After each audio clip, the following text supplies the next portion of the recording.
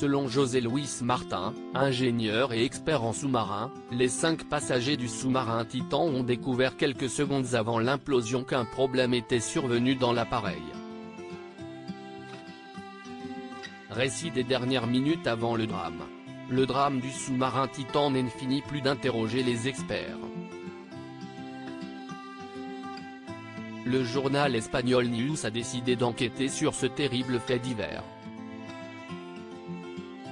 Pour cela, nos confrères ont approché José Luis Martin, ingénieur et expert en sous-marin qui affirme avec précision que les 5 passagers du submersible auraient découvert qu'un problème était survenu entre 48 secondes et 1 minute 11 avant l'implosion de l'appareil et pendant que le sous-marin coulait vers les fonds de l'océan.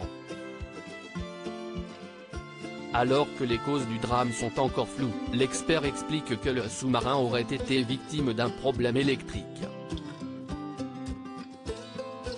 L'appareil se serait alors trouvé sans propulsion à 1700 mètres de profondeur. Un constat amenant le sous-marin à faire une chute libre dans l'océan. Pour l'ingénieur, le pilote aurait tout essayé pour éviter le drame comme tenter de faire perdre du poids au vaisseau pour le faire remonter à la surface.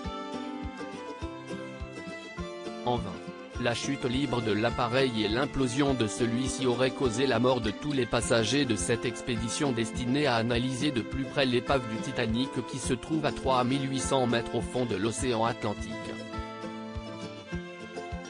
Un drame qui n'a pas livré tous ses secrets. Pour rappel, le sous-marin avait implosé le 18 juin 2023. Se trouvait à son bord, le Français Paul-Henri Narjolet, l'homme d'affaires britannico-pakistanais Shahzada Dawood, 58 ans, et son fils de 19 ans, Sulman.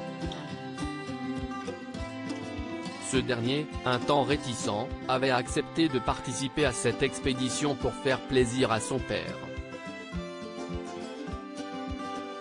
Autre victime, Amy Chardy et le CEO de la compagnie OceanGate, Stockton Rush.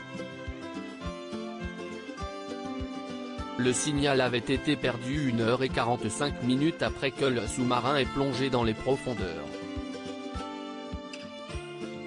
Diverses enquêtes sont en cours pour déterminer l'origine de l'accident.